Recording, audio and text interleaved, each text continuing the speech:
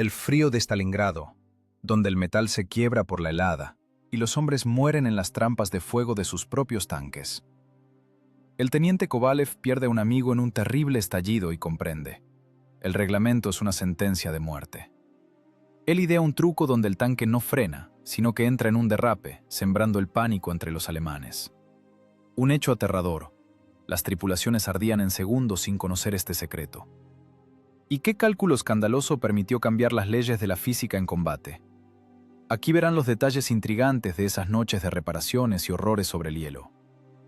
Pero el descubrimiento más cruel espera al final. Cómo esta idea lo salvó no solo a él, sino a ejércitos enteros, cambiando la historia de la guerra. Lean hasta el final. Enero de 1943.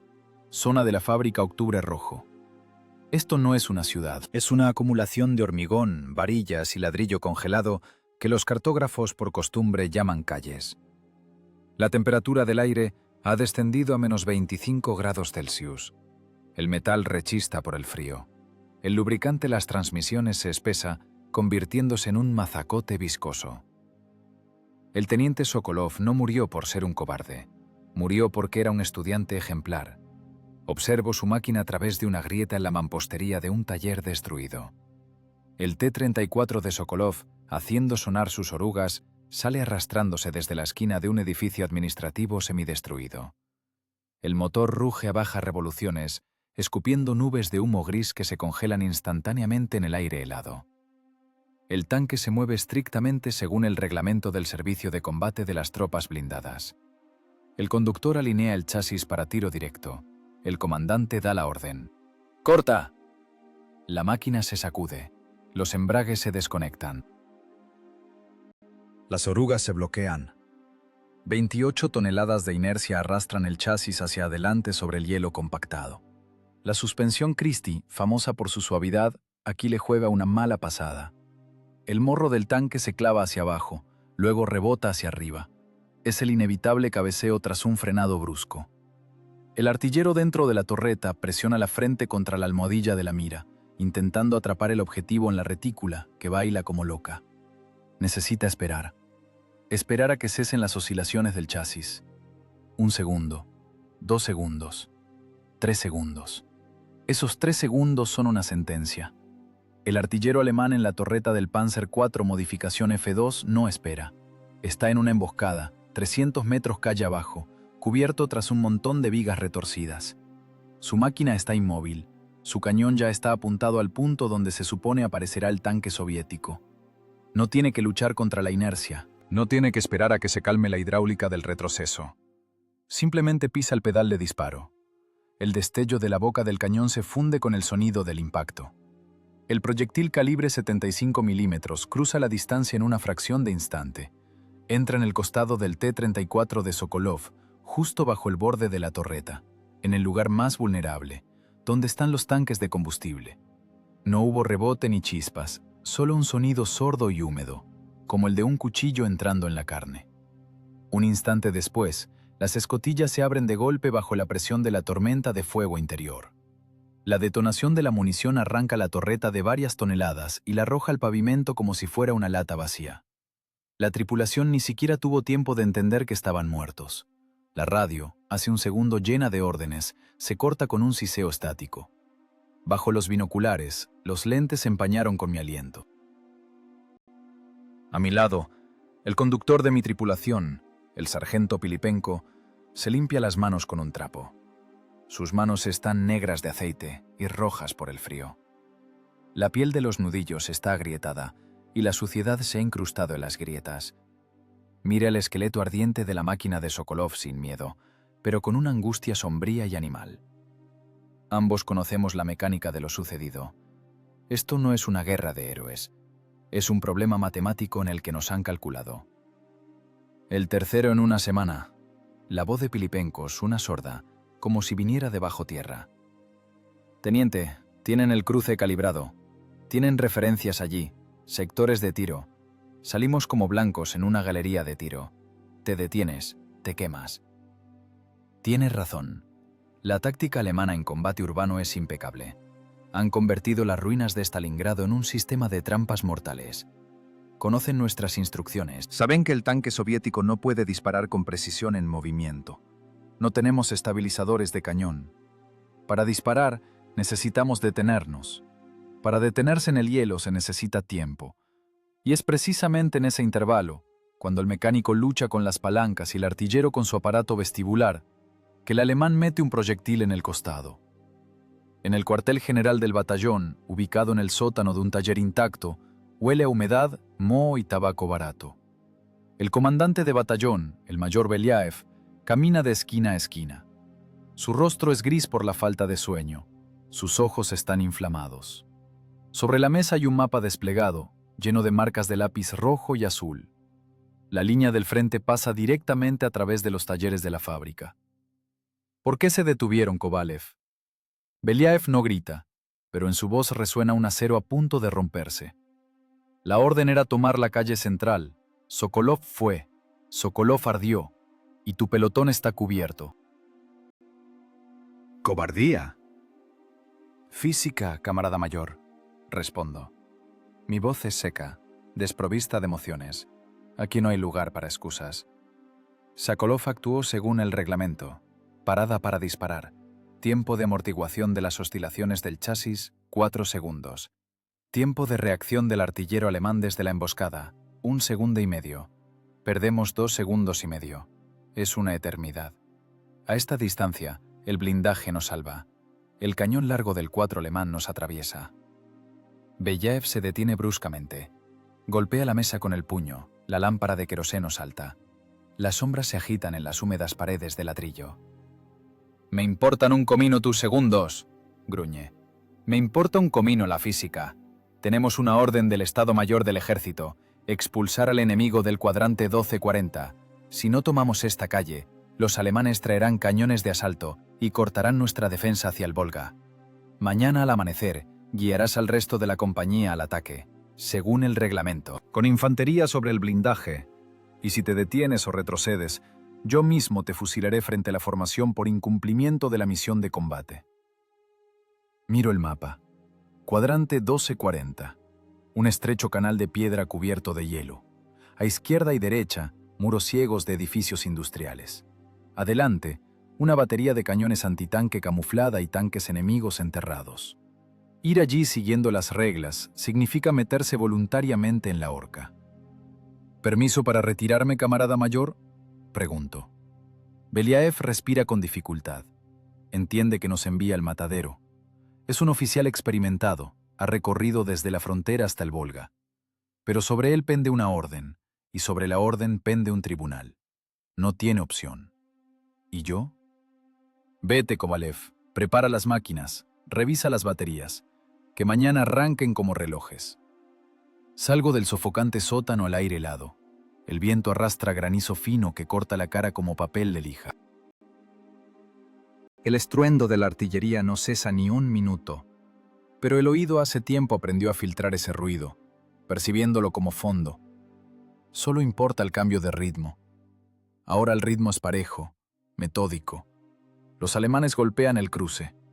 Camino hacia los refugios donde están ocultas nuestras máquinas. 3 tanques de 34 restantes. 3 tripulaciones. 12 hombres que mañana deben morir por una marca en un informe. Me acerco a mi máquina. El blindaje está cubierto de escarcha. Si pones la mano desnuda, la piel se quedará en el metal. Paso la palma con el guante por el frío declive de la torreta.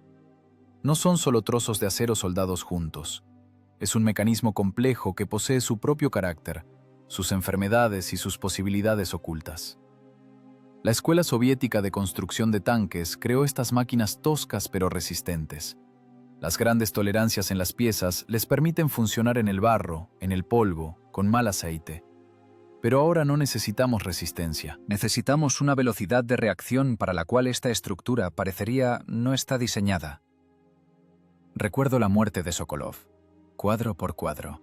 Parada, cabeceo, impacto. El problema no es el blindaje. El problema es la estática.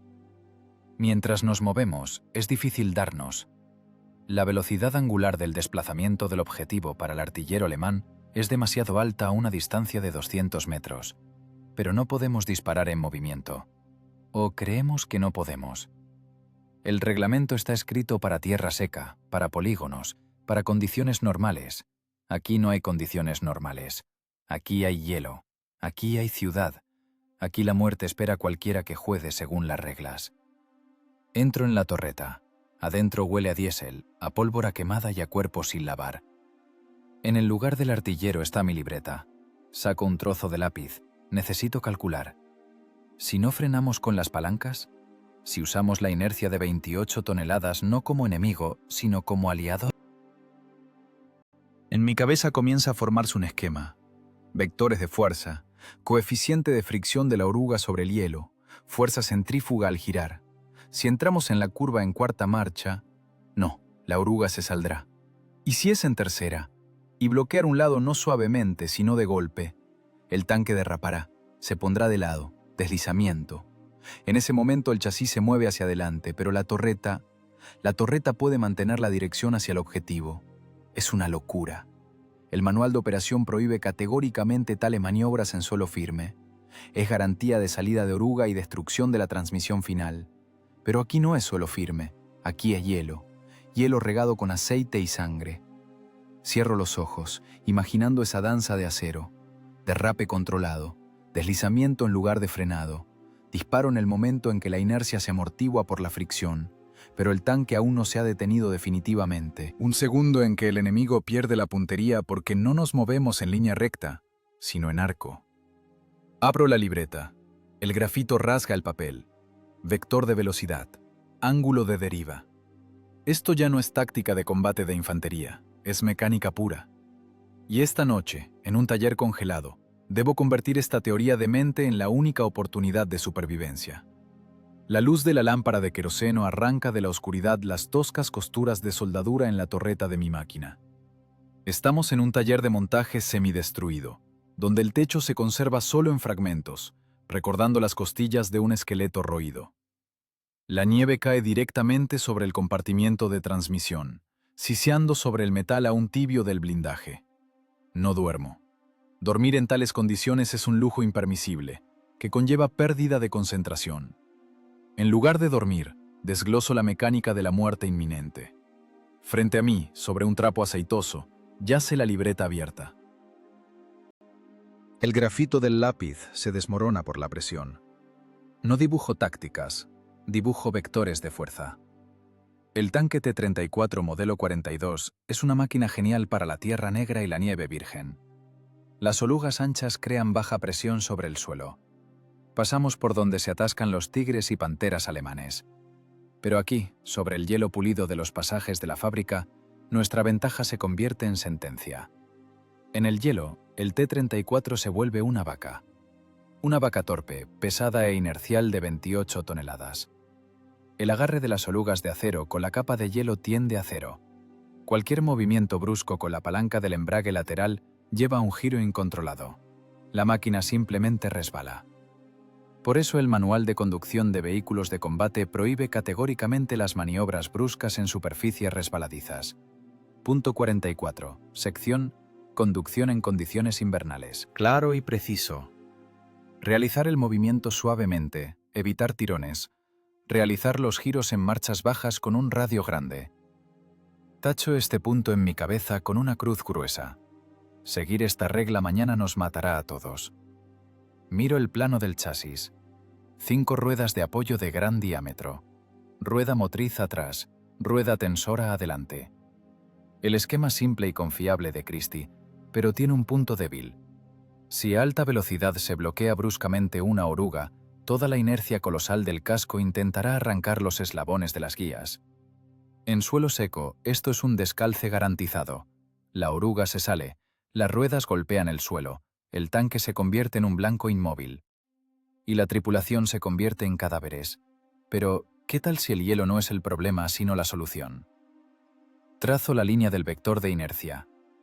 Si el coeficiente de fricción es bajo, al bloquear la oruga, ésta no morderá el suelo, se deslizará. El tanque no volcará ni perderá impulso. Entrará en un deslizamiento lateral. La idea parece una locura. Contradice todo lo que me enseñaron en la academia. Entrar en la curva no en segunda marcha, sigilosamente, sino en cuarta, a todo gas. Acelerar la máquina a 40 km/h en un estrecho saco de piedra. Justo antes de la curva, no soltar el gas, sino presionar el embrague izquierdo y golpear el freno del lado izquierdo. La oruga derecha sigue traccionando, empujando la máquina hacia adelante. La izquierda se clava, funcionando como ancla, pero no enganchándose, sino deslizándose por el hielo. El casco del tanque debe girar 90 grados casi instantáneamente. La fuerza centrífuga nos lanzará de costado hacia el callejón. En ese momento nos moveremos de lado, pero la torreta...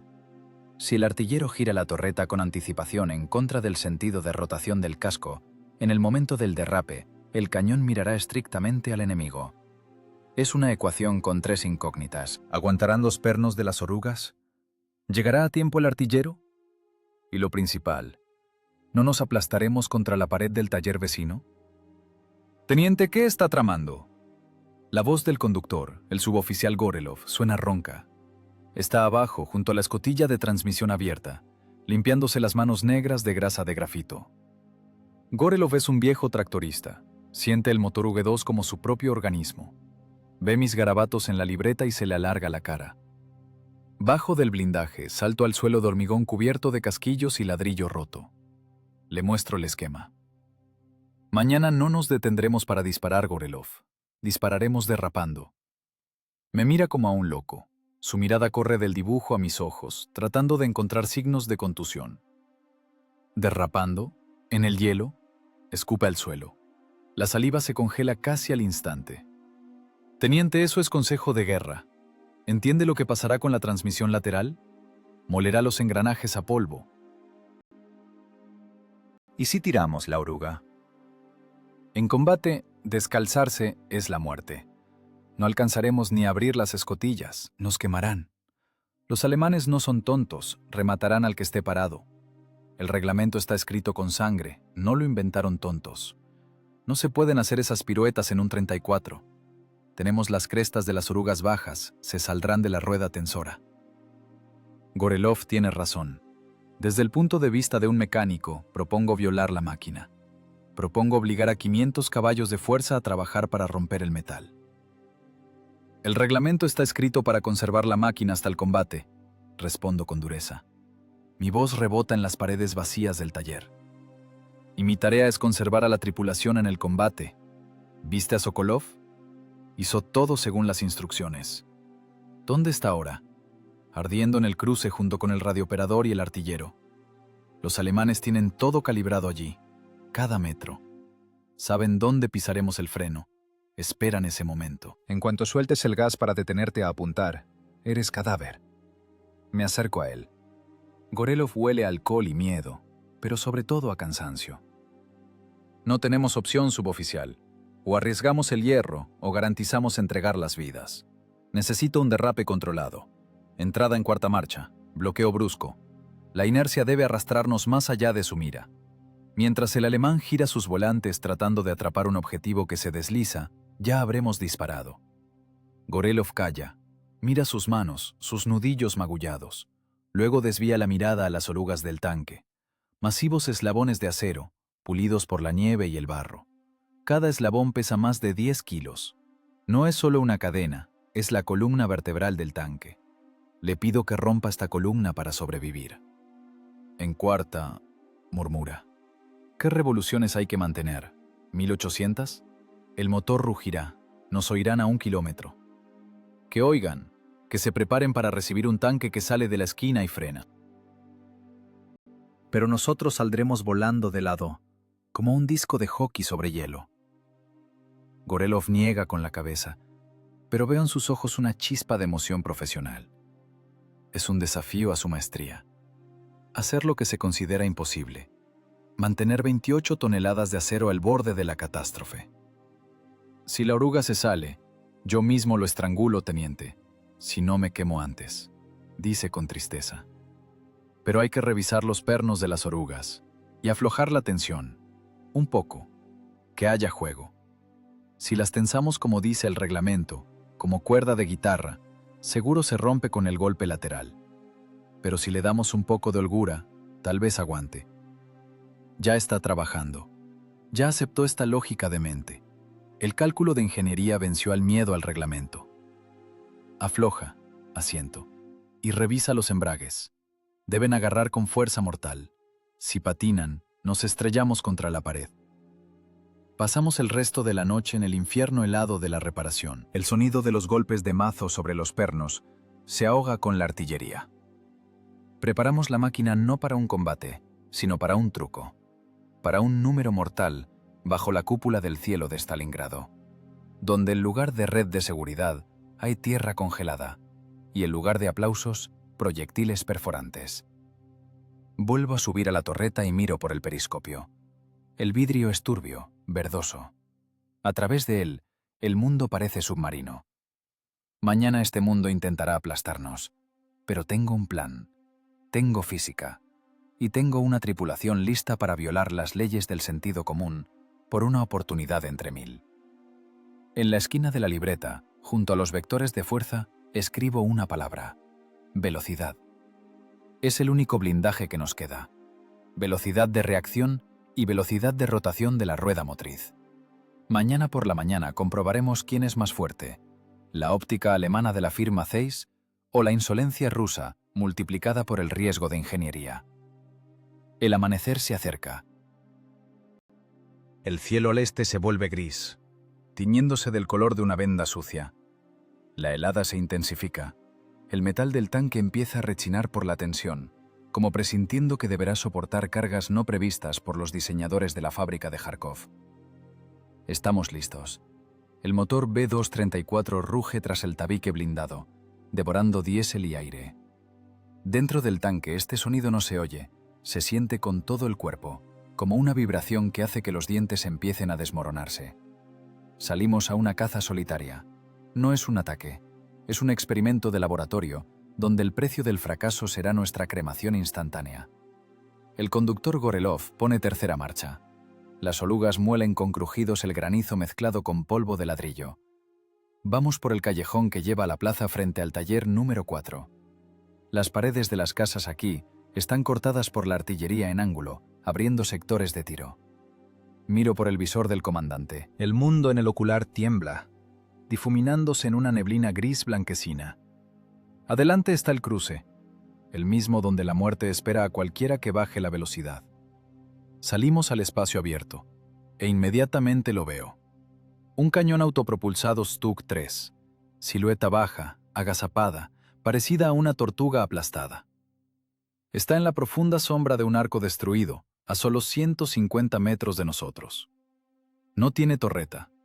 Para apuntar el cañón en horizontal, necesita girar todo el cuerpo. Esa es su debilidad. Pero su cañón de 70 milímetros nos mira directamente.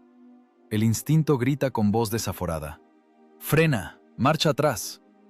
La memoria muscular exige tirar de las palancas, bloquear las orugas e intentar retroceder.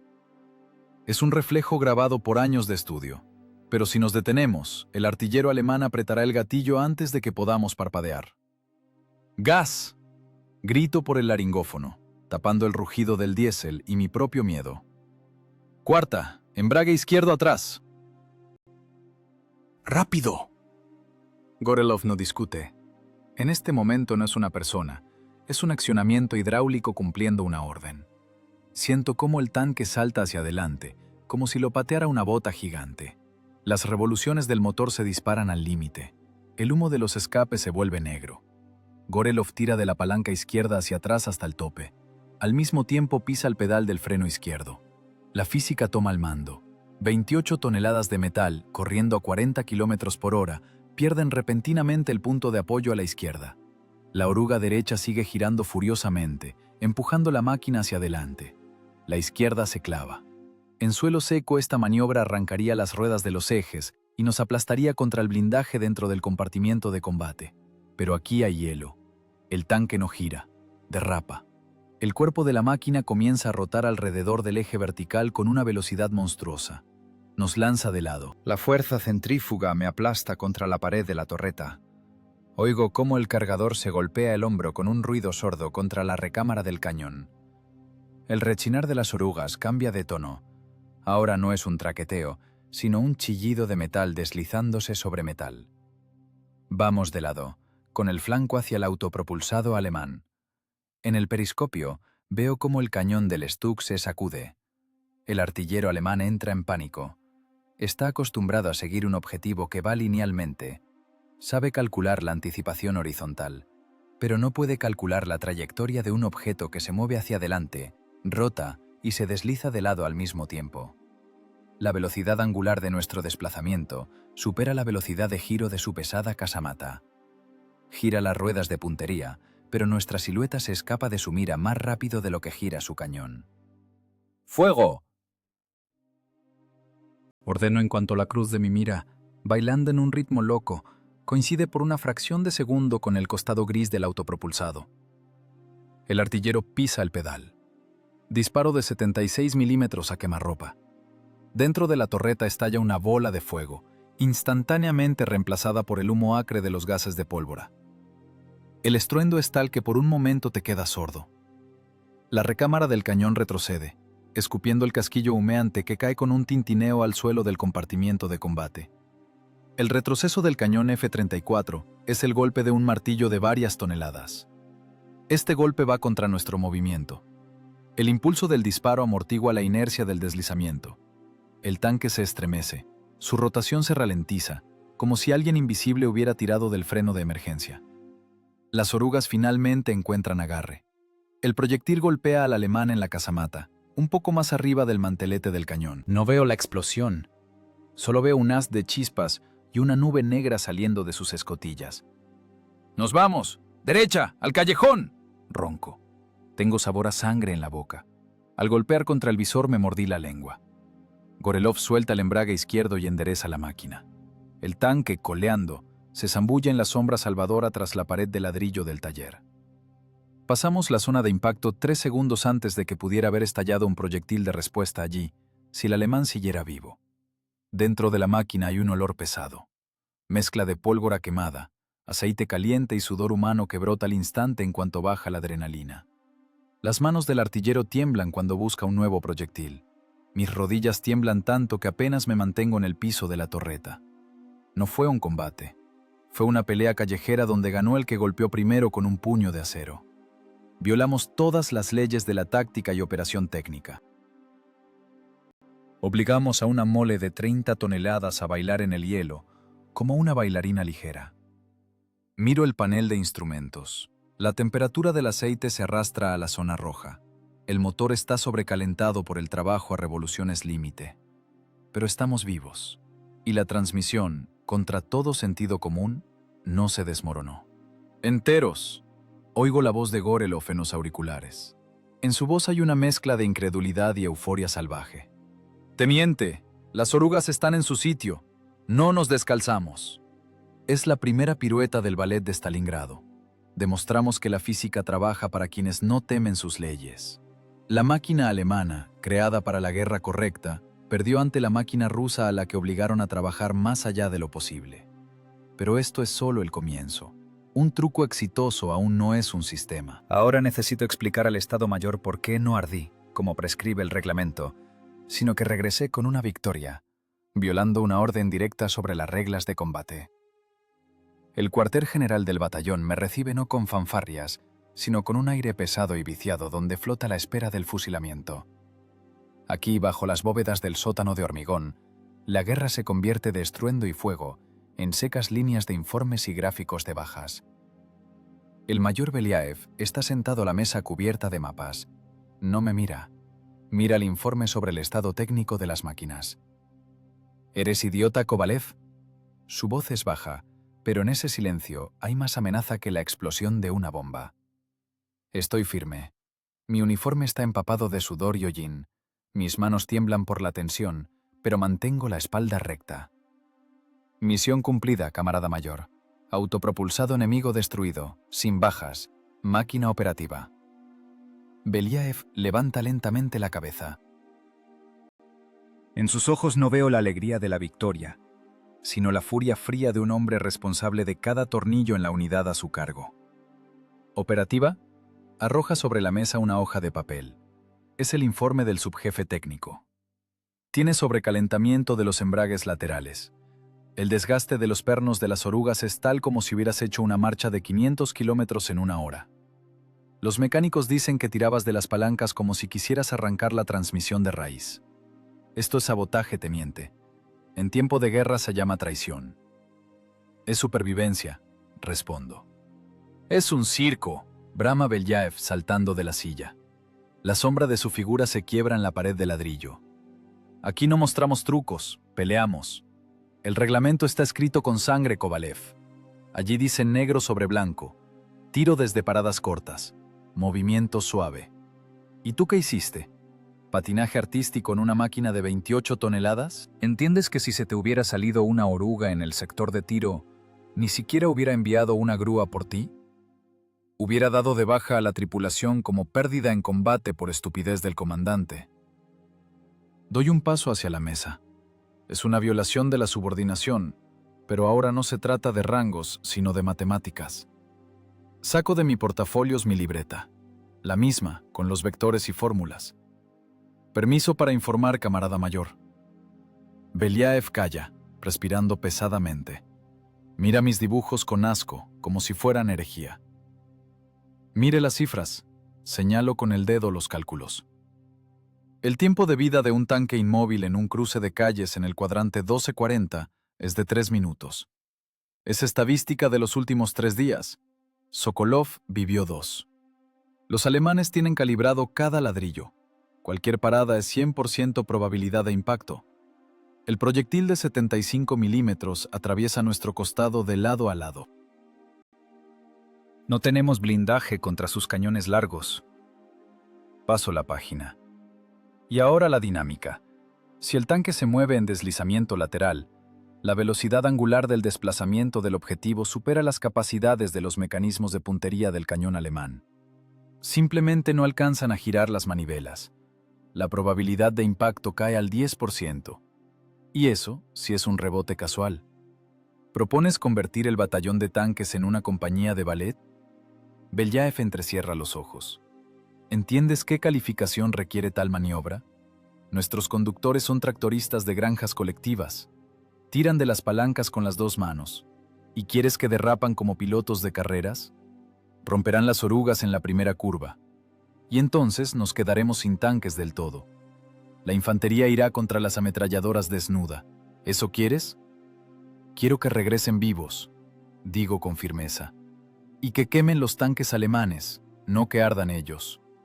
Los tractoristas sienten la tierra. Solo hay que explicarles que el hielo también es suelo, solo que con otro coeficiente de fricción.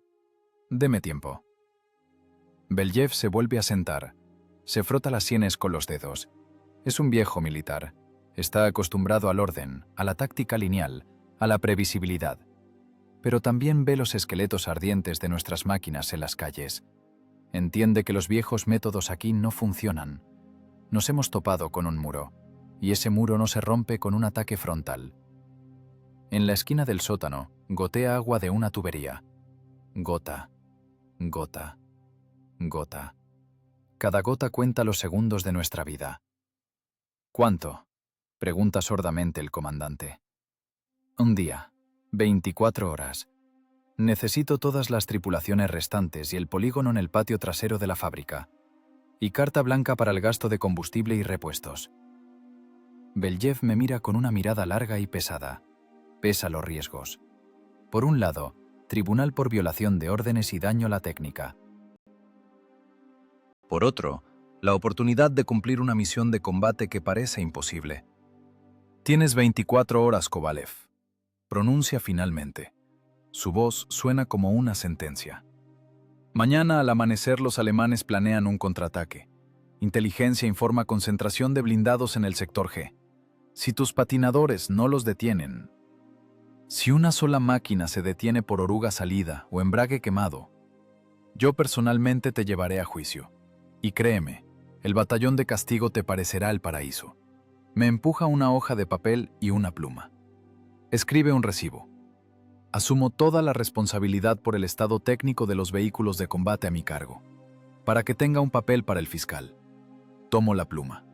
Los dedos no se doblan, pero escribo con firmeza. Cada letra es una firma bajo mi propia sentencia. pero también es un permiso para vivir. Permiso para violar las reglas por la victoria. Y una cosa más, Kovalev. Me detiene Belyaev en la salida. Si esto funciona, Seré el primero en recomendarte para una condecoración. Pero si no, mejor no vuelvas. Arde en el tanque. Será más honesto. salgo del cuartel general. El viento me golpea la cara. 24 horas. 1440 minutos. Es infinitamente mucho para un combate, pero miserablemente poco para enseñar a la gente a violar las leyes de la física. Voy hacia las máquinas. Las tripulaciones fuman sentadas sobre el blindaje. Me ven y callan. Esperan la orden de morir según el reglamento o la orden de hacer algo imposible. ¡Formación!, ordeno. La voz se rompe en un ronquido. A los mecánicos, revisar la tensión de las orugas, aflojar 2 eslabones. A los comandantes de máquinas, conmigo. Vamos a aprender física. En sus ojos veo perplejidad. ¿Aflojar las orugas? Es un suicidio. Pero en esa perplejidad hay una chispa de esperanza. Entienden que les propongo algo más que solo muerte por la patria. Les propongo una oportunidad de engañar a esa muerte. El tiempo corre. El patio de la fábrica, lleno de basura y nieve, se convierte en aula. Solo que en lugar de pupitres, aquí hay palancas y periscopios. Y en lugar de puntero, una llave inglesa. Empezamos una carrera contra el tiempo, donde el premio es la vida, y la multa por error es una notificación de defunción. El polígono en los patios traseros de la fábrica es un nombre rimbombante para un descampado lleno de escoria, ladrillo roto y varillas retorcidas. Aquí no hay pistas marcadas ni aulas de estudio. Aquí solo hay hielo, paredes de hormigón de los talleres y 5 tripulaciones que me miran como a un loco. Es medianoche. La temperatura baja. El viento del Volga cala hasta los huesos, pero nadie tiene frío.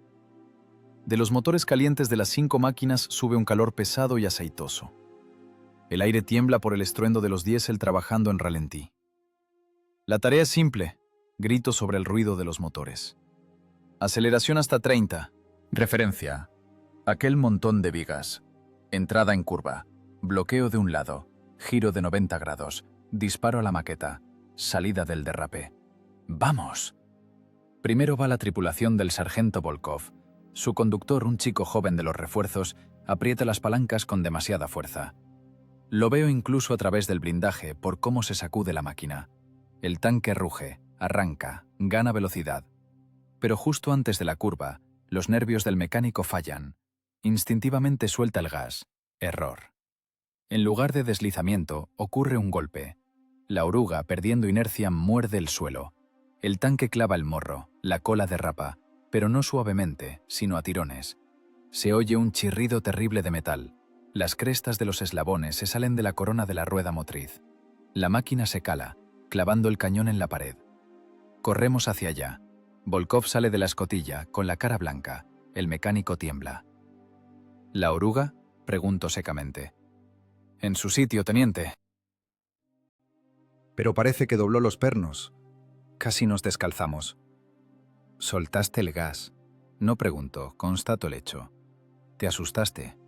El tanque son 500 caballos. Si sueltas las riendas, te pisotearán. Gas a fondo. La inercia es tu única salvación. Si no hay velocidad, no hay deslizamiento. Si no hay deslizamiento, hay golpe. Y el golpe rompe el metal. Las siguientes 3 horas se convierten en trabajos forzados. No es entrenamiento, es violencia sobre la técnica y las personas. Aprendemos a romper reflejos. El organismo exige frenar ante el obstáculo, y yo los obligo a acelerar. El aire se llena de insultos, olor a cintas de freno quemadas y diésel. Las tripulaciones están exprimidas como limones. El control del T-34 no tiene asistentes hidráulicos. Para presionar la palanca del embrague lateral, se necesita un esfuerzo de 30 kilos. Para apretar el freno de cinta, aún más. Y hay que hacerlo bruscamente, de golpe. Después del 10º intento, las manos de los mecánicos sufren calambres.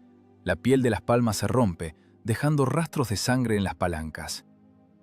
¡No tires! ¡Arranca!, le grito al oído al mecánico de la tercera máquina. No estás acariciando a una chica, es hierro, solo entiende la fuerza. Arranca la palanca hacia sí. El tanque se encabrita, pero entra en derrape. El casco vuela de lado, levantando fuentes de polvo de nieve. La torreta gira en contra del movimiento. El cañón mira al blanco, una vieja caldera oxidada. ¡Fuego! El estallido del disparo de fogueo. El tanque se queda inmóvil, habiendo descrito un arco ideal. Así se hace. Le doy una palmada en el hombro al mecánico. ¿Lo sentiste? Asiente, respirando pesadamente. El sudor le inunda los ojos, mezclándose con la suciedad en la cara. Como en trineo, teniente, solo que más aterrador. A las 3 de la mañana el polígono se convierte en una pista de patinaje. El hielo está pulido por las orugas hasta brillar como espejo. Nos balanceamos al límite.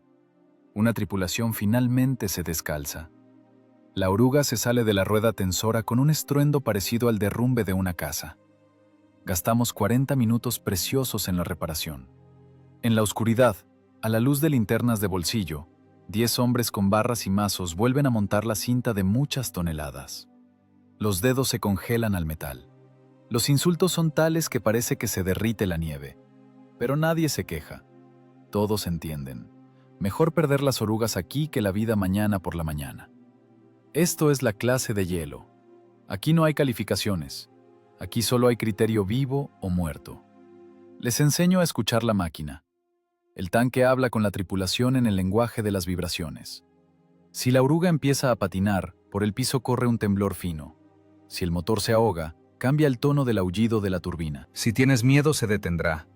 Les digo a los tanquistas reunidos en círculo durante un breve descanso para fumar. Fumamos escondiendo las brasas de los cigarros en las mangas. El tanque siente la inseguridad. Si tiembla la mano en la palanca, el embrague patina, el derrape se rompe, el costado queda expuesto. Si crece en la física, se deslizará.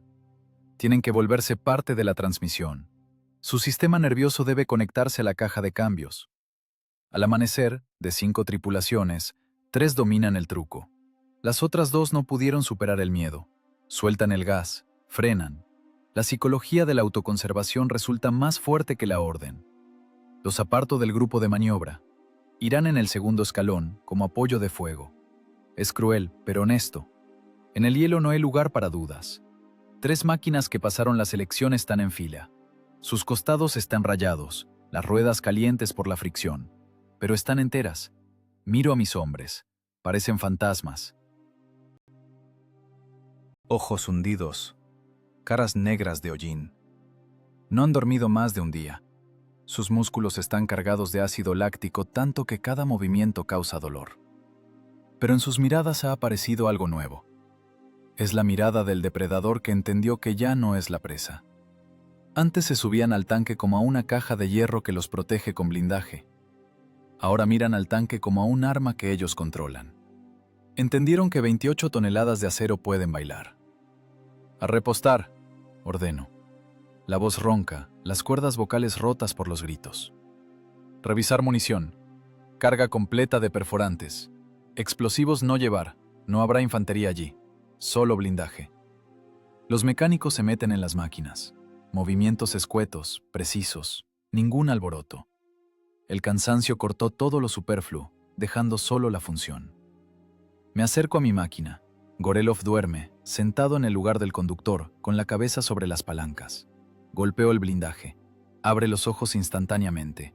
En ellos no hay sueño. En ellos hay preparación. ¿Cómo están los pernos, suboficial? Aguantan, teniente. Revisé. El juego está normal. Aún hay grasa. Prepárate. En 1 hora empezamos. El amanecer sobre Stalingrado se levanta rojo sangre. El humo de los incendios cubre el sol. En algún lugar lejos, en la zona de Mamayev-Kurgan, empiezan a trabajar los katyushas. La tierra se estremece, pero nuestro sector del frente por ahora calla.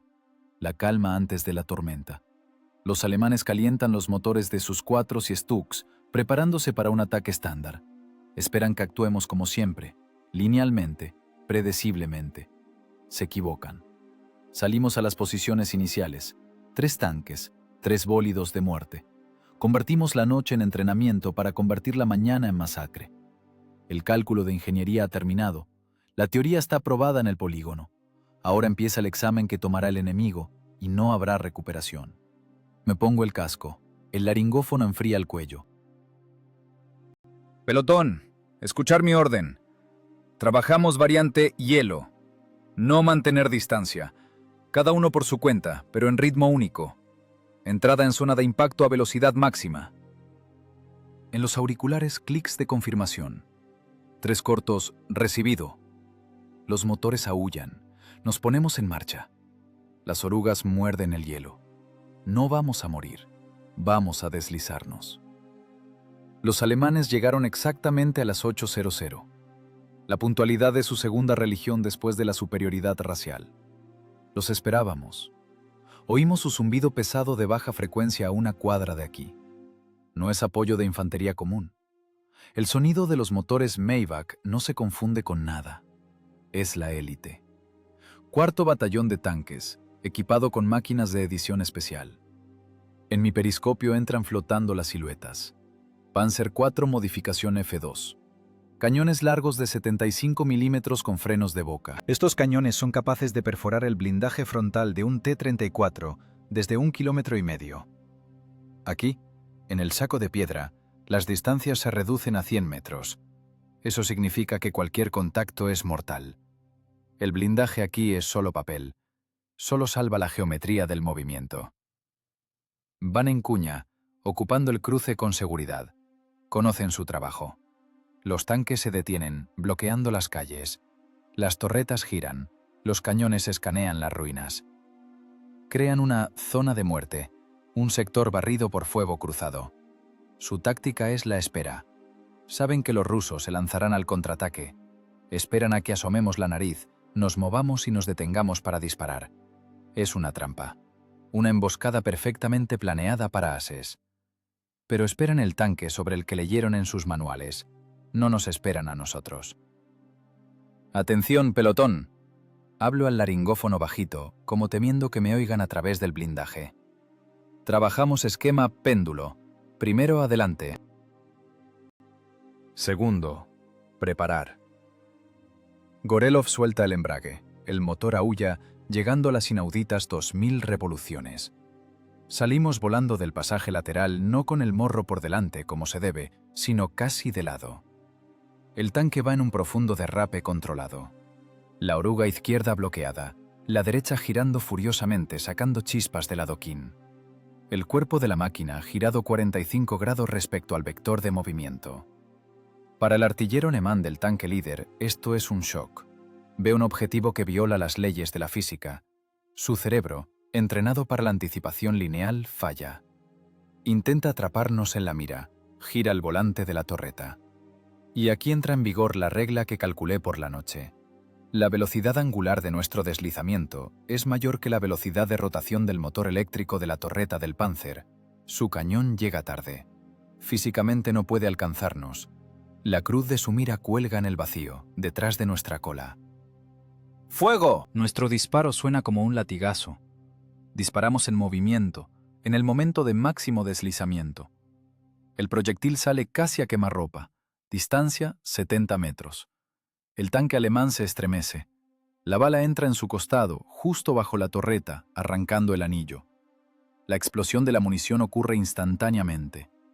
La torreta de varias toneladas sale despedida al aire, cae cerca, humeando como una colilla. No nos detenemos. El retroceso del cañón amortigua la inercia del derrape.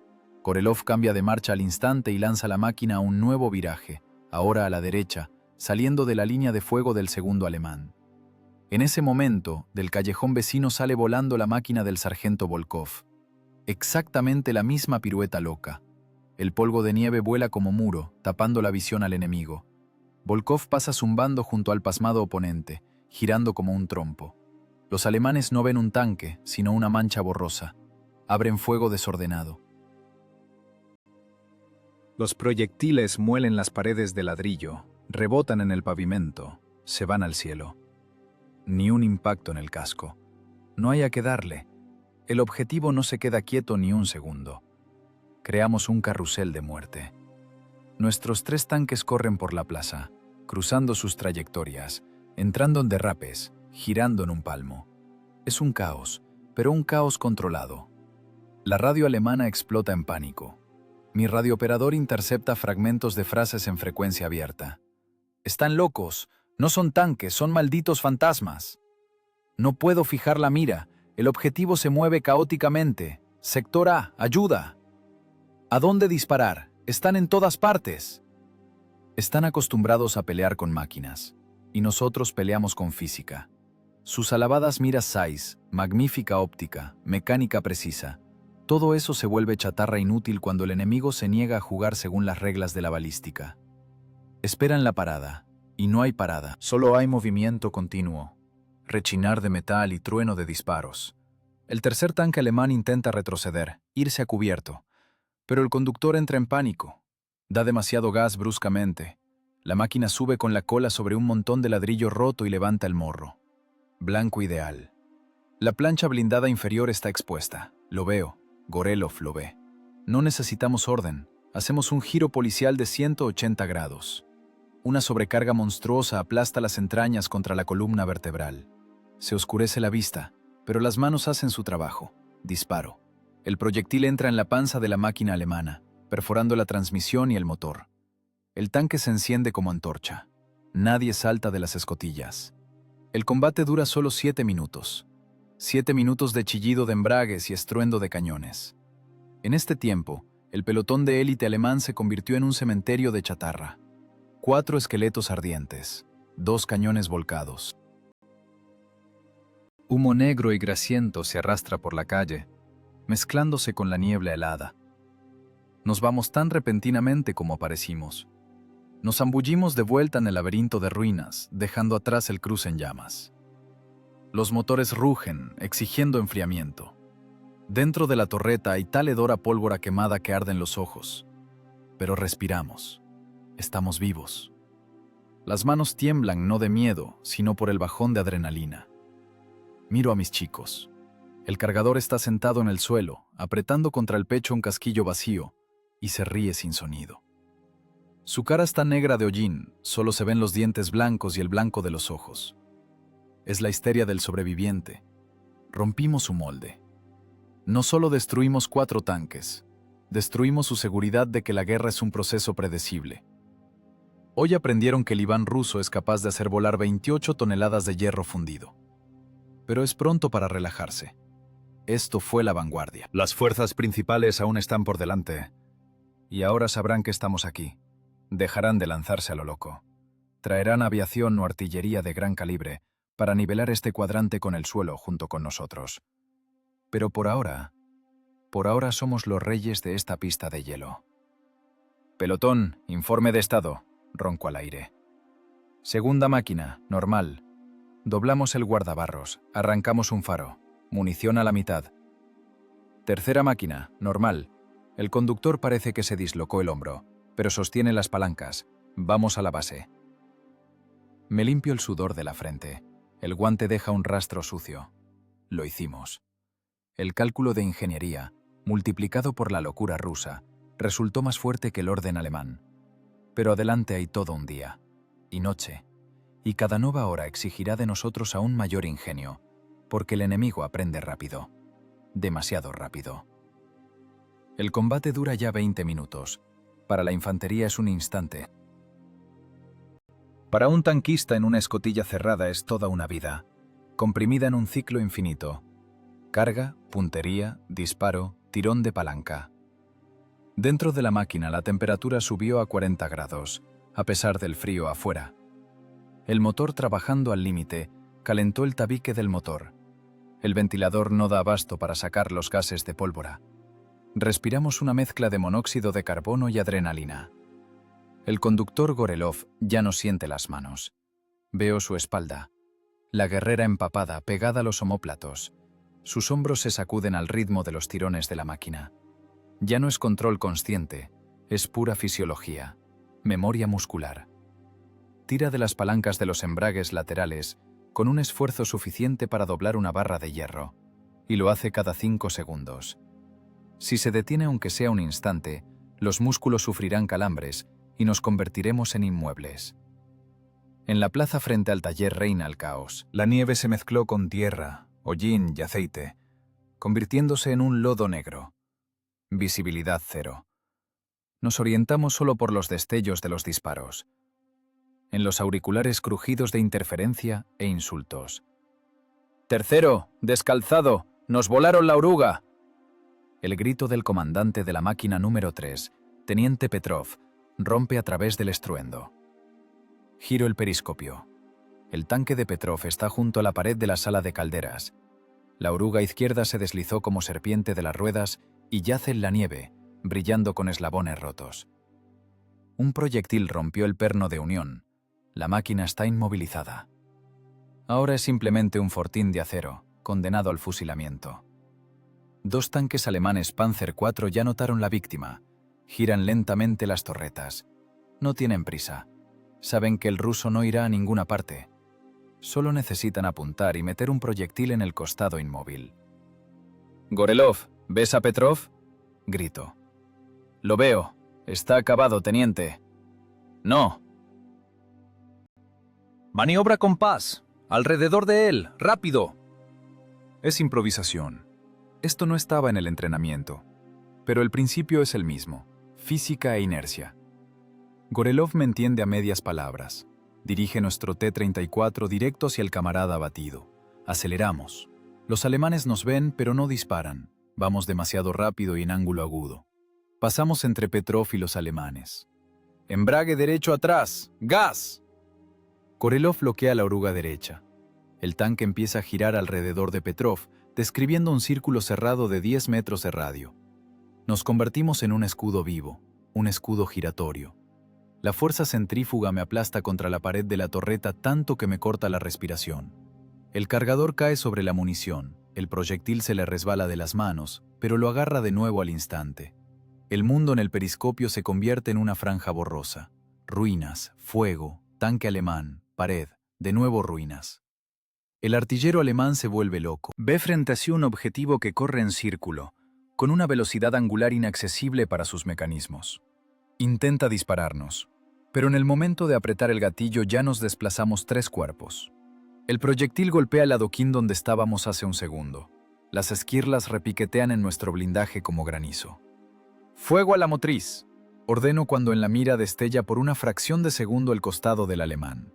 Disparo en rotación es una lotería, pero esta vez ganamos. El proyectil golpea al alemán en el tren de rodaje. La rueda motriz se hace añicos. El tanque alemán se sacude y gira, exponiendo la cola a la máquina de Volkov, que sale volando del humo por el otro lado. Volkov no falla. Un disparo al compartimiento del motor pone el punto final. Seguimos dando vueltas. Gorelov mantiene el compás sin bajar revoluciones. El motor aúlla en una nota cercana a la ruptura del metal. El aceite en la transmisión hierve. Pero cubrimos a Petrov mientras su tripulación dispara desde el sitio. El segundo tanque alemán intenta rodearnos, pero cae bajo fuego cruzado. Los encerramos en pinzas de caos. No entienden dónde está el frente y dónde la retaguardia. Para ellos la muerte llega de todos lados a la vez. Los tanques rusos no se paran en línea, están en todas partes. El estruendo del combate cesa de repente, como si alguien hubiera bajado el interruptor. Queda solo el crujido del metal ardiendo y el aullido de nuestro ventilador. Gorelov suelta las palancas. La máquina se sacude y se detiene.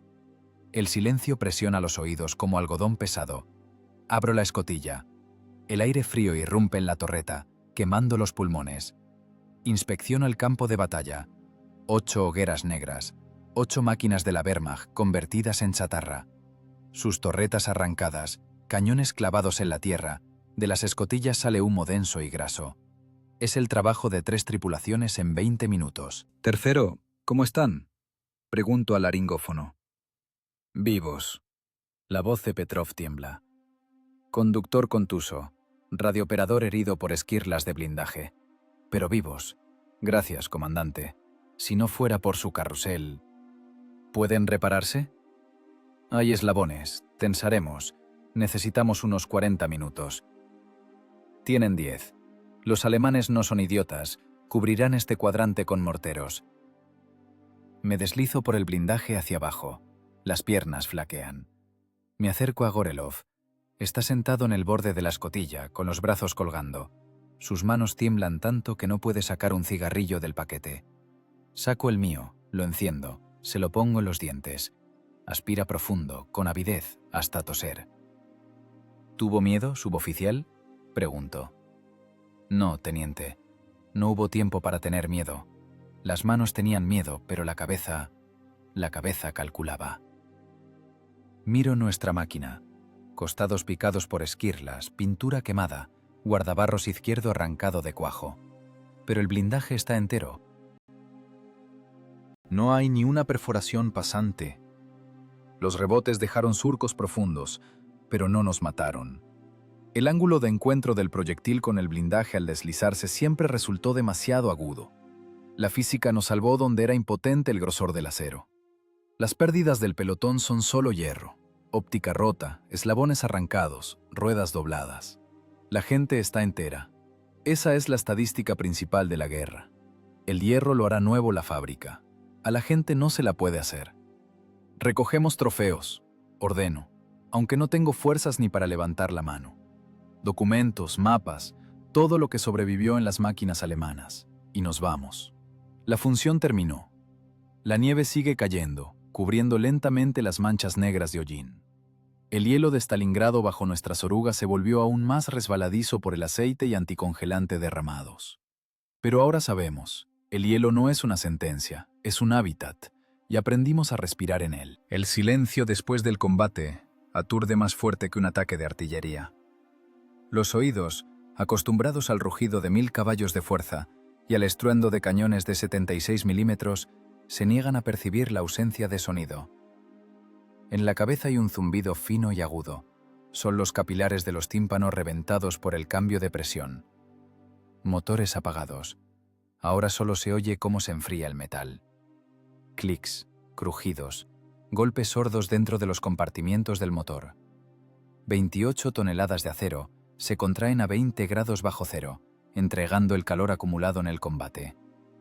Sobre las rejillas de los compartimientos de transmisión tiembla el aire caliente, distorsionando la perspectiva de las ruinas.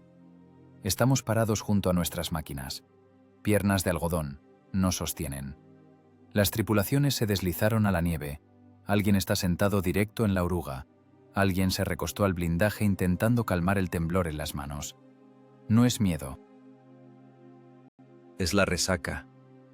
La bioquímica del organismo quemó todos los recursos, y ahora el cuerpo exige el pago por esos 20 minutos de tensión sobrehumana.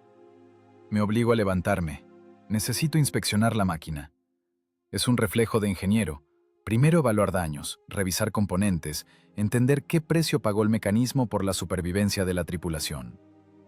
Paso la mano con guante por el costado izquierdo. Blindaje tibio.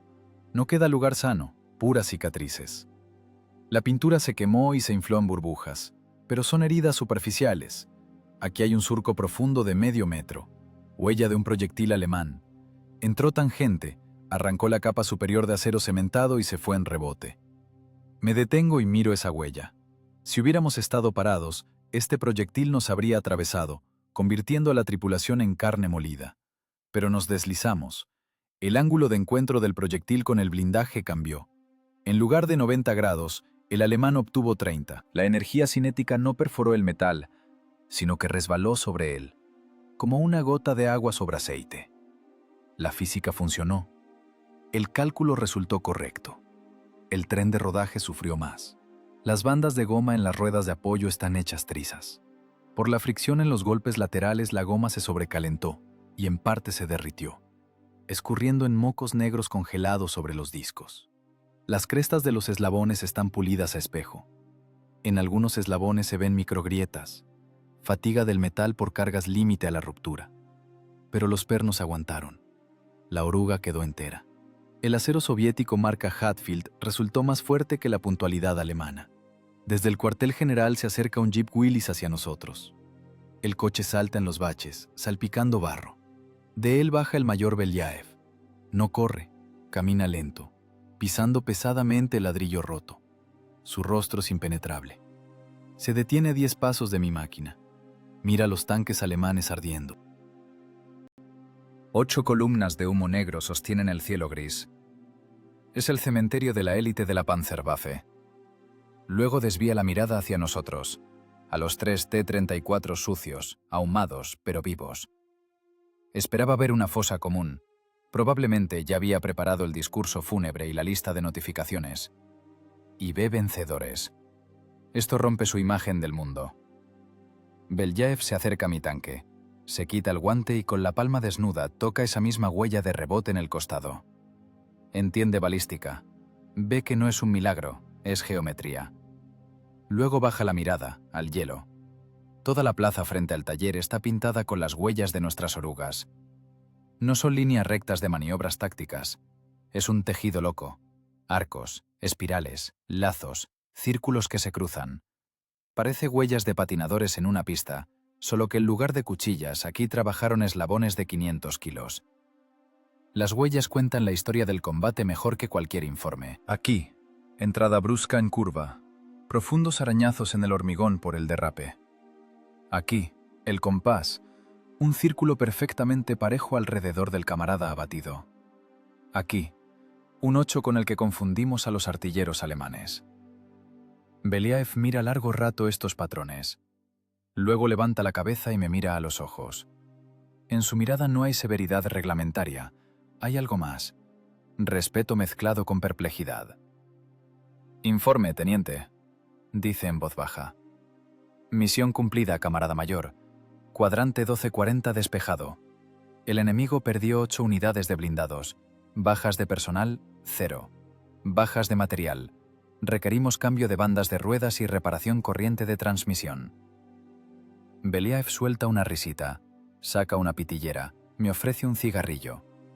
Mis manos están llenas de aceite y hollín. Lo tomo con cuidado para no manchar su guerrera. Me da fuego. Vi el combate con binoculares desde el puesto de observación, pronuncia soltando el humo. Primero decidí que les había fallado la dirección, que perdieron el control de las máquinas, y luego vi cómo ardían los alemanes. Hace una pausa, mirando cómo los mecánicos empiezan a trabajar en las ruedas, quitando el hielo congelado con barras. Violaste 13 puntos del reglamento de combate y 5 párrafos del manual de operación, Kovalev. Por algo así debería llevarte a juicio. Convertiste equipo de combate en utilería de circo. Callo. Sé que tiene razón. Según la letra de la ley, soy un criminal. Arriesgué propiedad estatal. Pero a los vencedores no se les juzga. Continúa Belyaev. Especialmente a los vencedores vivos. Vuelve a mirar el hielo cortado. Las líneas curvas que nos salvaron la vida. En su rostro curtido y duro aparece una extraña y escasa sonrisa. La sonrisa de un hombre que vio cómo lo imposible se hizo un hecho. No eres tanquista, Kovalev, dice negando con la cabeza. Eres patinador artístico. No suena como insulto. En sus labios es el mayor elogio. Reconocimiento de profesionalismo de otro orden. ¿Permiso para continuar la reparación, camarada mayor?, preguntó. Repara, recibirá repuestos sin turno. Y... Calla por un segundo, mirándome directo a los ojos. Escribe la instrucción. ¿Qué instrucción? Esa con la que acabas de pelear. Cómo romper embragues y seguir vivo. Cómo deslizarse en 28 toneladas. Esquemas, cálculos, ángulos, todo lo que tienes en esa libreta. Para mañana quiero que esté en mi mesa. Si este circo funciona, significa que abriremos gira por todo el frente. Se da la vuelta y va hacia el coche. Su espalda está recta, pero su andar se volvió más ligero. Se lleva consigo no notificaciones de muerte, sino victoria y esperanza. Me quedo junto al tanque, fumo mirando los esqueletos humeantes de los enemigos. Patinador. Que así sea. Si el patinaje artístico sobre hielo regado con sangre ayuda a conservar la vida de mis muchachos, bailaré. ¿Oyeron, muchachos? La voz de Korelov llega desde la escotilla del conductor. Trabaja abajo revisando las varillas. El comandante dio el visto bueno. Significa que viviremos un poco más, responde Volkov desde la máquina vecina. No recibimos medallas. No nos prometieron rangos. Nos dieron algo más valioso. Nos dieron el derecho a pelear sin plantillas. Nos permitieron pensar. Permitieron usar la física como arma. Termino de fumar hasta el filtro. Tiro la colilla a la nieve. Sisea y se apaga. El frío empieza a colarse bajo la guerrera sudada. «Se acabó el descanso», ordeno. «Llaves a la mano. Tenemos trabajo hasta la mañana. Las ruedas no se cambiarán solas. Volvemos a ser mecánicos. El romanticismo del combate se fue. Quedó el trabajo pesado y sucio con el hierro. Pero ahora miramos este hierro de otra manera. Sabemos lo que puede hacer, y él sabe que confiamos en él. La conexión entre el hombre y la máquina se volvió absoluta, más fuerte que cualquier soldadura. Un refugio subterráneo de 3 capas.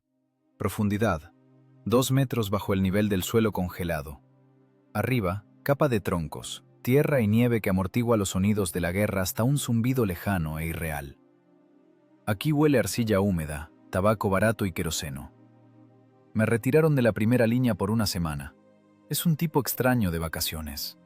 En lugar de descanso, una mesa hecha de cajas de munición, una pila de papel limpio y un lápiz químico.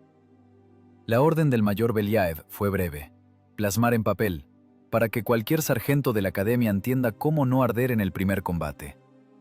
Estoy sentado y miro la hoja limpia. Escribir es más difícil que pelear. En combate trabajas por reflejos. Allí no hay tiempo para dudas. Aquí, en el silencio, cada palabra pesa más que un proyectil perforante. Porque un error en este texto costará la vida no a mí, sino a los miles que vendrán a reemplazarnos. Escribo el título. Conducción de combate de maniobra en condiciones de zona urbana y hielo. Suena seco, burocrático. Pero tras cada letra, aquí hay un episodio concreto, pagado con miedo y riesgo. Punto 1. Características de la adherencia de la tracción de oruga con la cubierta de hielo. Dibujo un esquema. Tanque T-34 en proyección superior. Vector de velocidad. Vector de inercia. Punto de aplicación de fuerza al bloquear la oruga. Debo explicar lo inexplicable. ¿Por qué la máquina no vuelca? Describo la fórmula del momento de vuelco.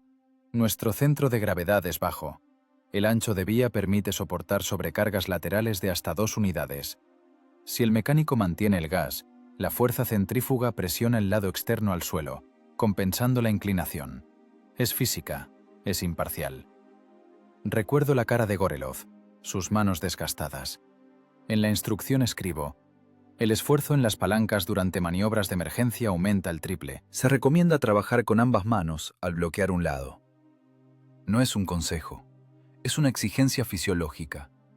Con una mano no se sostiene la palanca cuando la inercia de 28 toneladas intenta arrancarla de vuelta. Punto 2. Tiro en deslizamiento incontrolado. La sección más difícil. El reglamento lo prohíbe categóricamente. Escribo: en casos excepcionales, ante la imposibilidad de parada, describo la metodología de anticipación. Si el tanque rota a la izquierda, el artillero debe girar la torreta a la derecha con adelanto. Es una ecuación de velocidades relativas. Dibujo los sectores de tiro. La zona ciega en el derrape desaparece. El tanque se convierte en una bola erizada de agujas. Puede picar en cualquier dirección. El silencio del refugio presiona. Me parece oír el chasquido de cerrojos y el siseo de la radio. Pero son solo fantasmas de la memoria. Aquí hay silencio. Solo el rasguño del lápiz y el crepitar de la mecha en la lámpara. Describo la maniobra Compás, la misma que salvó a Petrov. Dibujo el esquema. Tanque abatido en el centro. Tanque activo en órbita. Radio, 10 metros. Velocidad, 25 kilómetros por hora. Marcha, segunda o tercera, dependiendo del suelo. Nota importante: no bajar revoluciones. La pérdida de tracción llevará a la parada y a una derrota inminente. No es solo táctica, es filosofía de supervivencia. Estamos acostumbrados a pensar que el blindaje es el grosor del metal. Yo demuestro que el blindaje es velocidad y vector de movimiento. Un blanco móvil es más difícil de abatir que un fortín estático, aunque ese fortín tenga 100 milímetros de frente. Ya he escrito 10 páginas. Mi mano está más cansada que de las palancas. Entiendo que estoy creando un documento que irá al Estado Mayor del Ejército, luego al del frente. Lo leerán generales de retaguardia. Fruncirán el ceño viendo violaciones de instrucciones. Pero lo aprobarán, porque la estadística es terca. 3 tanques sobrevivieron donde debió perecer un batallón. Esta instrucción está escrita con sangre. No la mía, sino la de quienes ardieron antes que nosotros. Sokolov y cientos de otros tenientes que cumplían honestamente el reglamento y morían en los cruces. Encontramos una brecha en las leyes de la guerra, y ahora debo ampliar esa brecha al tamaño de puertas por las que pasará todo un ejército de tanques. 15 vidas, 3 tripulaciones de 5 personas. Sobrevivimos hoy gracias a estas fórmulas. Si imprimen este folleto, si se lo meten en la cabeza a los cadetes en las academias, mañana sobrevivirán miles. 15 se convertirá en 15.000. Este coeficiente de eficiencia es mayor que el de cualquier motor. Dejo el lápiz. Miro la pila de hojas escritas. En ellas, planos de muerte convertida en proceso controlado. En la esquina de la hoja, una mancha de aceite.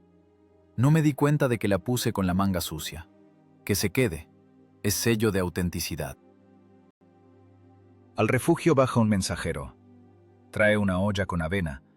Huele a helada y humo. Teniente, el mayor pregunta si falta mucho. Listo, respondo. Llévatelo. Diles que lo reescriban en 3 copias. Una al Estado Mayor, una a la Academia, una para mí. El mensajero se lleva los papeles. No sabe lo que tiene en las manos. Para él es solo un informe. Para mí es un testamento para quienes vendrán después de nosotros. Me quedo solo. Termino el té frío. Mañana volveré a la formación. De nuevo frío, de nuevo estruendo, de nuevo olor a quemado. Pero ahora tengo una sensación de deber cumplido de otra índole. No solo destruí al enemigo, transmití experiencia. La guerra no se gana solo con heroísmo. El heroísmo es a menudo consecuencia del error de alguien. La guerra se gana con tecnología. Y si nuestra tecnología es locura puesta sobre orugas, significa que haremos de esa locura un estándar. Me acuesto en el catre, me cubro con el abrigo. Ante los ojos aún están los vectores de fuerza. F es igual a m multiplicado por a. Ley de Newton. La única ley que no se puede cancelar por orden del comandante supremo. Pero se puede usar. Y aprendimos a hacerlo. Mañana estas hojas se convertirán en manual. El texto lo pasarán a máquina, lo multiplicarán en rotador. Los dibujos los volverán a hacer con tinta china. Y en algún lugar cerca de Kursk o Berlín, un joven teniente, leyendo estas líneas, no pisará el freno antes del disparo, pisará el gas y volverá a casa vivo. Esa es mi principal victoria. No los Panzers quemados, sino aquellos que no arderán en nuestros 34. Cierro los ojos. El silencio del refugio finalmente se vuelve tranquilo. El manual de sangre está terminado. Se puede dormir. Año 1975. Hangar de entrenamiento de la Escuela Superior de Mando de Tanques. Bajo las bóvedas de aluminio corrugado pasea el eco. El olor aquí es diferente. En el 43 olía a quemado, sangre y petróleo crudo. Aquí huele a pintura fresca, aceite sintético y ozono de aparatos eléctricos funcionando. Camino a lo largo de la formación. Soy el mayor general Kovalev. Mi bastón golpea el suelo de hormigón, marcando el ritmo del tiempo. A mi izquierda se congelaron los cadetes. Uniforme nuevo, postura perfecta, en los ojos seguridad, rayana en la arrogancia. A la derecha, nuevas máquinas, tanques T-72 Ural. Son obras maestras de la ingeniería. 125 milímetros de furia de ánima lisa. Cargador automático que sacó de la torreta al cuarto miembro de la tripulación, reemplazando las manos humanas con impecable hidráulica y electromecánica. Telémetros láser, computadoras balísticas, estabilizadores de armamento en 2 planos. Me detengo junto a la máquina de cabecera. Pongo la mano sobre el blindaje frío, cubierto por faldones de goma y tela. Esta máquina es inteligente. Sabe calcular por sí sola correcciones de viento, temperatura de carga, desgaste del cañón. Perdona errores. Si el conductor da un tirón a la palanca, el estabilizador mantendrá la marca en el objetivo. Si el artillero tiembla, la electrónica suavizará el tirón. Los cadetes me miran. Para ellos soy un fósil. Un hombre de la época en que las miras eran ópticas y la transmisión se cambiaba a golpe de mazo. Respetan mis charreteras, pero creen en sus instrumentos. Descansen. Mi voz suena sorda en el enorme local. Cadete Ivanov, un paso al frente. Un chico joven da un paso adelante. Cara abierta, inteligente, excelente en combate y política. Diga, Ivanov, ¿qué es lo principal en un tanque moderno? Pregunto. El sistema de control de fuego, camarada mayor general. Posibilidad de abatir el objetivo al primer disparo a una distancia de hasta 2000 metros en cualquier momento del día. Responde según el libro. Claro, correcto. Siéntese, Ivanov. 5. Me río. Y ahora escúchenme. Me giro hacia la formación. 300 pares de ojos. 300 futuros oficiales, a quienes mañana confiarán técnica complicadísima de millones de rublos. Su tanque es una computadora sobre orugas. Ve en la oscuridad. Dispara más preciso que un francotirador. Es más rápido de lo que pudimos soñar. Pero esta máquina tiene un defecto. Es predecible. Empiezo a caminar frente a la formación. El bastón repiquetea en el hormigón. Todos estos estabilizadores y computadoras están creados para meter la guerra en los marcos de las instrucciones, para excluir la casualidad, para hacer del combate un proceso matemáticamente calculado. Presionan un botón. El láser mide la distancia. Alinean la marca. El cañón apunta. Es maravilloso. Mientras el enemigo juegue con las mismas reglas. Me detengo frente a Ivanov. Pero el enemigo también lee sus instrucciones. Conoce el tiempo de ciclo de su cargador automático. Conoce las zonas muertas de sus instrumentos de observación. Sabe que su electrónica no les permitirá disparar si los sensores deciden que la inclinación es excesiva. Y esperará precisamente ese momento. Recuerdo Stalingrado, enero del 43. Hielo que era resbaladizo como vidrio. En el 43 no teníamos láseres, continuó. No teníamos estabilizadores. Nuestro cañón miraba hacia donde miraba el casco, si frenábamos. Según la instrucción éramos cadáveres. Las miras alemanas Zeiss eran mejores que las nuestras. Sus cañones eran más precisos. Según todos los cálculos, debimos arder en el primer minuto de combate. En el hangar hay silencio. Incluso el zumbido de las lámparas fluorescentes parece ensordecedor. Pero sobrevivimos y vencimos. ¿Saben por qué? Porque convertimos el defecto en arma. Obligamos a la física a trabajar contra la instrucción. Veo cómo cambia la expresión de sus caras. El escepticismo cambia a interés. El tanque T-72 no les permitirá entrar en un derrape controlado. Sus orugas con articulación de goma y metal agarran el camino mortalmente. Su transmisión con servoasistencia hidráulica no les dejará bloquear un lado de golpe. La máquina los protege del accidente. Pero a veces, para sobrevivir en combate, hay que crear un accidente, una catástrofe controlada. Me acerco a la pizarra con esquemas tácticos, tomo una tiza, dibujo un vector, el mismo del 43. No gana el que tiene el blindaje más grueso o la mira más inteligente. Gana el que piensa más rápido que el microchip, quien está listo para violar la prohibición para obtener una ventaja de medio segundo. Su computadora balística calcula la trayectoria del proyectil, y ustedes deben calcular la trayectoria del pensamiento del enemigo. Tiro la tiza a la bandeja. Una nube de polvo blanco se asienta en mi guerrera. El cálculo de ingeniería no es solo saber cómo funciona el mecanismo, es saber dónde está su límite de resistencia y la disposición a cruzar ese límite. En Stalingrado peleamos en máquinas que para los estándares modernos eran tractores con cañones, pero obligamos a esos tractores a bailar en el hielo. Lo llamábamos drift. Los alemanes lo llamaban locura, y la historia lo llamó táctica. Vuelvo a mirar a Ivanov. No recen a la electrónica, hijo. Un día el láser se quemará, el estabilizador se atascará, la óptica se romperá. Y entonces quedarás solo tú y 40 toneladas de hierro. Y si esperas la pista de un foco en el panel, arderás. Debes sentir la máquina con la médula espinal. Debes estar listo para hacer lo que no está en el manual. Hago un gesto con la mano, despidiendo a la formación. Rompan filas, a las máquinas, a aprender la parte técnica. Y recuerden, la instrucción es la base. La victoria es la superestructura que construyen ustedes mismos, con su riesgo y su cálculo. Los cadetes corren a las escotillas. Empieza el estruendo, zumbido de accionamientos, órdenes. La vida continúa. Una nueva generación domina nuevas palancas. Salgo del hangar a la calle. El sol de otoño brilla fuerte, pero no calienta. El camino lleva a la entrada principal. Allí, sobre un pedestal de granito, está él.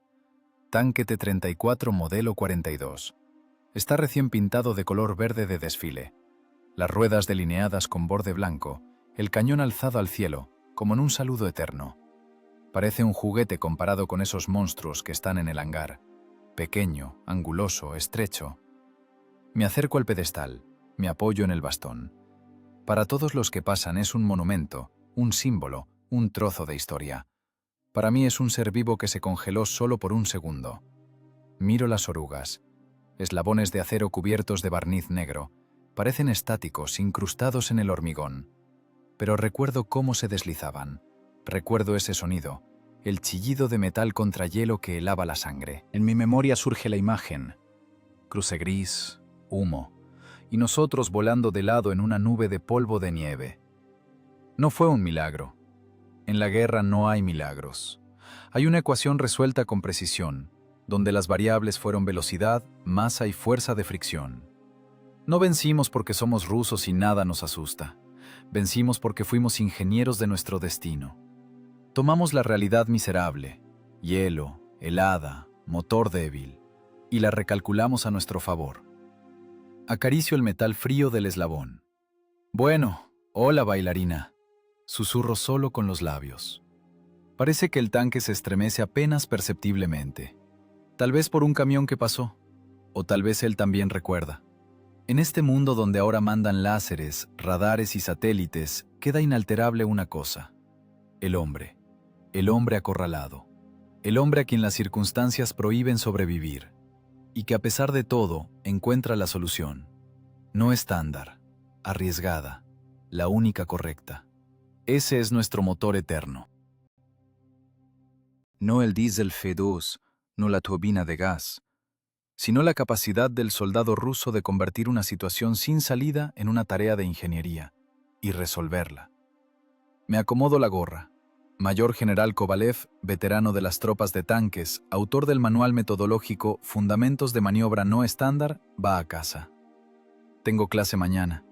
Hay que contarles a estos muchachos sobre el impulso de fuerza y sobre que la inercia no es solo un concepto físico, es algo que hay que superar, en la máquina, en el combate y en la propia cabeza. El sol se pone tras los edificios de la academia, bañando el blindaje del 34 con luz roja.